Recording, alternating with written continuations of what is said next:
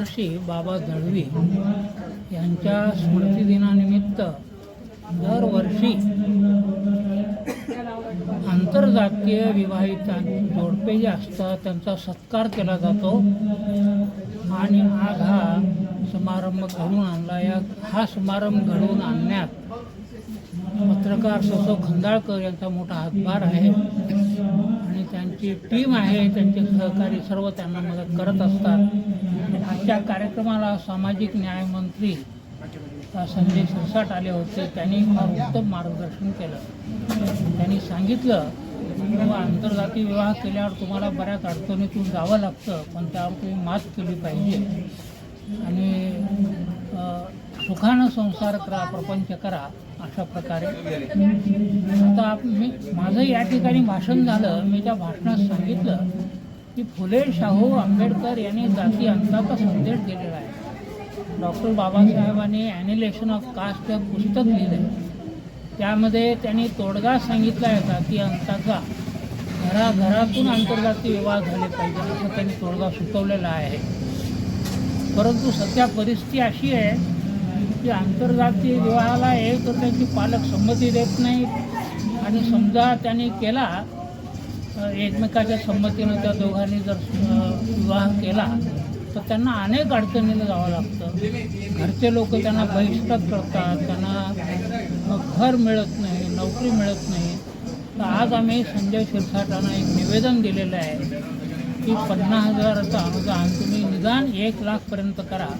घरकुल योजनेमार्फत त्यांना तुम्ही घर द्या, त्यानंतर नोकरीमध्ये त्यांना आरक्षण द्या आणि अशा प्रकारे आंतरजातीय विवाहितांना तुम्ही व्यवस्था करा, म्हणजे आंतरजातीय विवाहितांची संख्या वाढेल.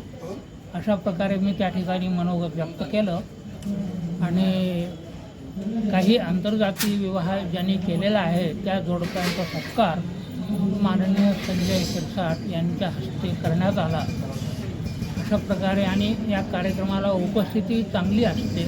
दरवर्षी हा कार्यक्रम येते. याच ठिकाणी प्राचार्य सचिव सुराणा हे सहकार्य करतात, आपलं सभागृह देत असतात आणि दरवर्षी हा कार्यक्रम घेतला जातो आणि नित्यनेमाने आजही हा कार्यक्रम झालेला आहे.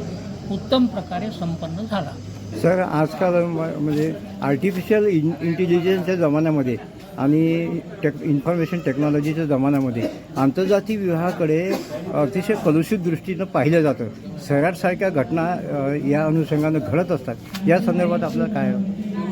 नाही, बरोबर आहे. आर्टिफिशियल इंटेलिजन्स जे आहे ते आंतरजातीय विवाह जे करतात तिथपर्यंत अजून आलेलं नाही आहे. ते टेक्निकल फील्ड याच्यात इन्फॉर्मेशन टेक्नॉलॉजी त्यामुळे ते गेलेलं आहे. आंतरजातीय विवाह जे करतात तिथपर्यंत ते लोन अजून आलेलं नाही आहे आर्टिफिशियल इंटेलिजन्सचं. परंतु हे वास्तव आहे की जे आंतरजातीय विवाह करतात त्यांना अनेक अडचणीतून जावं लागतं आणि त्या अडचणी धाडसानं तुम्ही त्यावर मात करा अशा प्रकारे तो संजय शिरसाटांनी आज सांगितलेलं आहे. तर AIचा आंतरजातीय विवाहात अजून ते लोन आलेलं नाही बरं का, हे मी आपल्याला स्पष्ट करू इच्छितो. इन्फॉर्मेशन टेक्नॉलॉजीमध्ये ते गेलेलं आहे. सामाजिक मानसिकता आजही बदललेली दिसत नाही जातीच्या संदर्भामध्ये आणि त्याच्यामुळे फार मोठ्या संख्येनं युवक युवती पुढे येत नाही. अगदी बरोबर आहे. हे बघा, कोण्या जातीत जन्म घ्यावा हे आपल्या हाती नसतं. आपल्या हाती नसतं ना, माणसाच्या हाती नाही आहे कोण्या जातीत कोण्या धर्मात जन्म घ्यावा. परंतु एकदा जन्म घेतल्यानंतर कर्तृत्वानं आपलं कर्तृत्व दाखवून तो माणूस म्हणजे कर्तबगार होऊ शकतो. आता जसे संजय शिरसाट म्हणाले, बाबा मी ऑटो रिक्षा चालवत होतो आज मंत्री झालो मी. तर अशा प्रकारे जात आता म्हणजे तसं पाहिलं तर गौण ठरते. तर आपलं कर्तृत्व हेच महत्त्वाचं आहे आणि कर्तृत्वानेच मनुष्य कर्तबगार होतो, मोठा होतो आणि आपलं तर जीवन घडवतोच पण इतरांचंही तो जीवन घडवत असतो. हे महत्त्वाचं आहे. संजय शिरसाट साहेब भाषणात असे बोलले की मुलं वडिलांना नाव ठेवतात, याकडे कसं बघतात? नाही, आता हे खरं आहे की मुलं असं म्हणतात की थोडं मोठे झाले, कॉलेज शिक्षण झाले की वडिलांनी आमच्यासाठी काहीच ठेवलं नाही, काही केलं नाही. तर ह्या तरुणांचं असं म्हणणं चुकीचं आहे. तुम्ही आईवडिलावर विसंबून का राहता? अरे तुम्ही तुमचं कर्तव्य सिद्ध करा ना. तुम्हाला त्यांनी जन्म दिला, शिकवलं, घडवलं, संस्कार केले. आता तुम्ही तुमचं जीवन स्वतः घडवा. स्वतःच्या जीवनाची शिल्पकार तुम्हीच व्हा. आई वडिलावर विसंबून राहू नका आणि आई वडिलांना दोष देणं अत्यंत चुकीचं आहे. आपलं नाव सर?